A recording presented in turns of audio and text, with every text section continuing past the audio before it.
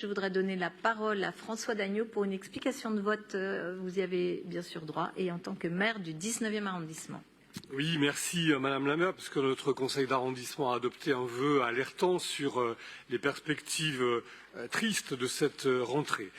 Dans le 19e aussi, nous avons à cœur de soutenir l'école publique qui permet à tous les élèves, d'où qu'ils viennent, de devenir des citoyens et des citoyennes libres et instruits et de s'émanciper de tous les déterminismes familial, social, territorial qui rétrécissent leur destin et leur imaginaire. Dans le 19e arrondissement, l'Académie prévoit actuellement un solde de 18 fermetures de classes, ce qui représenterait l'équivalent de la fermeture de 2 écoles, qui viendraient s'ajouter aux 19 mesures de fermeture prises en 2023, dont plus de la moitié en éducation prioritaire. Plusieurs collèges et lycées subiraient également des suppressions de classes avec des DHG en forte baisse. Les engagements pris, pas plus que les annonces faites, ne sont tenus.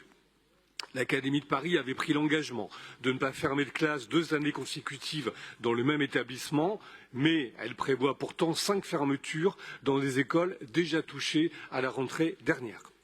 Alors que le ministre de l'Éducation nationale annonçait en décembre 2023, je le cite, la création de milliers, s'il vous plaît, excusez-moi, la création de milliers de postes avant la fin du mandat pour remettre de l'exigence à l'école. Je demande à toutes les personnes dans les travées de rejoindre vos places.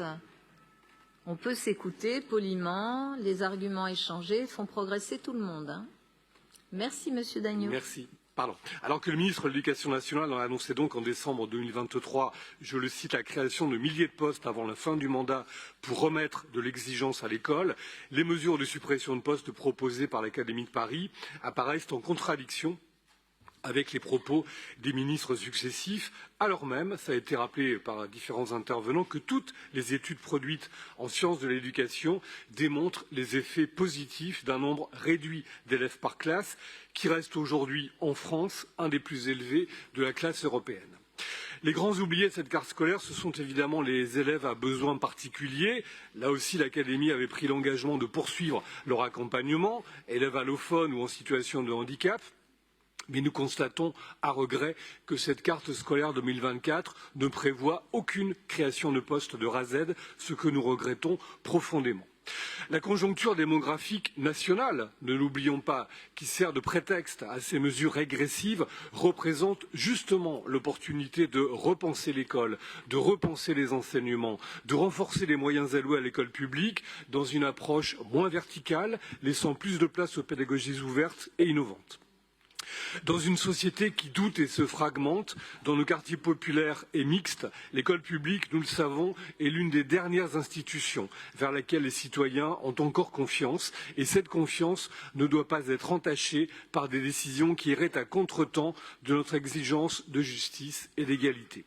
Je tenais donc à exprimer notre désaccord avec les propositions de carte scolaire du ministère de l'Éducation nationale et la détermination qui est la nôtre à faire prévaloir l'intérêt supérieur de l'école publique. Non, Madame la Ministre, la confiance ne se construit pas sur la défiance. Merci beaucoup, cher François Dagneau.